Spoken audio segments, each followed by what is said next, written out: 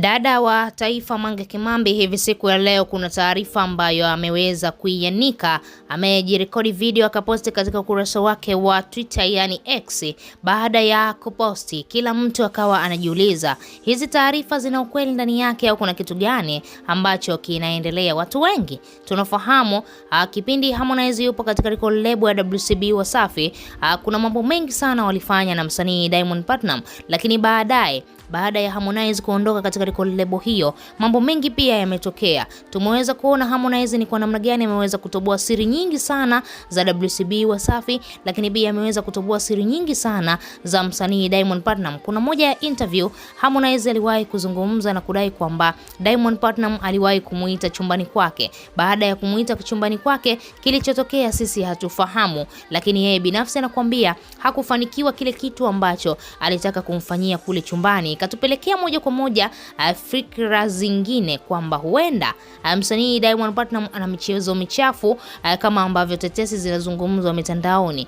Mara nyingi sana Diamond Platnumz anahusishwa kuwa na mapenzi au mahusiano ya jinsia moja. Unaweza kuona hizi taarifa ambazo mara nyingi sana huwa zinasambaa mitandaoni, wengine wakiwa wanadai ni taarifa za uongo, wengine wakiwa wanadai huenda wanataka tu kumchafulia Diamond Platnumz. Lakini ukiangalia Diamond, yule designer wake wa mavazi Noeli, ni ana style fulani ya maisha. Unaweza kuona ana miondoko fulani kama ya kike, mara amevaa gauni, mara amekaa hivi, mara amekaa vile, mara amelamba lips, mara amepaka lipstick, mara amebeba kipochi. Lakini pia unaweza kuona Uncle T na yeye. Uncle T ni mwanaume fulani ambaye ana miondoko fulani hivi ya kike, lakini ni mtu ambaye yupo karibu sana na Diamond Platnumz, na ndio maana hizi tetesi za kwamba Diamond ana mahusiano jinsia moja bado zitaendelea kumvaa, kwa sababu yupo karibu na watu ambao wa aina hiyo. Mange Kimambi ameweza kuanika mazito kuhusiana na Diamond, kwamba kile kipindi alichomuita Harmonize chumbani, kumbe bwana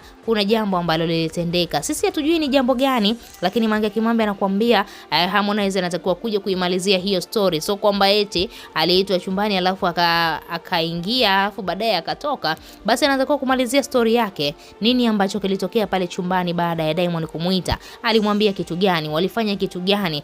Bana, ni mambo mazito, ni mambo machafu kweli kweli, kwa sababu kwa hapa kwetu Tanzania haturuhusu mapenzi ya jinsia moja, na inapigwa vita kweli kweli, kwa sababu sio kitu kizuri. Ni laana kubwa sana katika nchi endapo itaruhusu kitu kama hicho, kwa sababu sio mambo ambayo yanaruhusiwa katika dini zote, Uislamu na Ukristo. Wewe kama shabiki yetu una lipi la kuzungumza? Tuachie maoni yako, lakini pia usisahau kubonyeza maandishi mekundu yaliyoandikwa subscribe chini ya video hii, na utakuwa umejihakikishia kwa mwanafamilia wetu na utopitwa na habari zetu za kiburudani.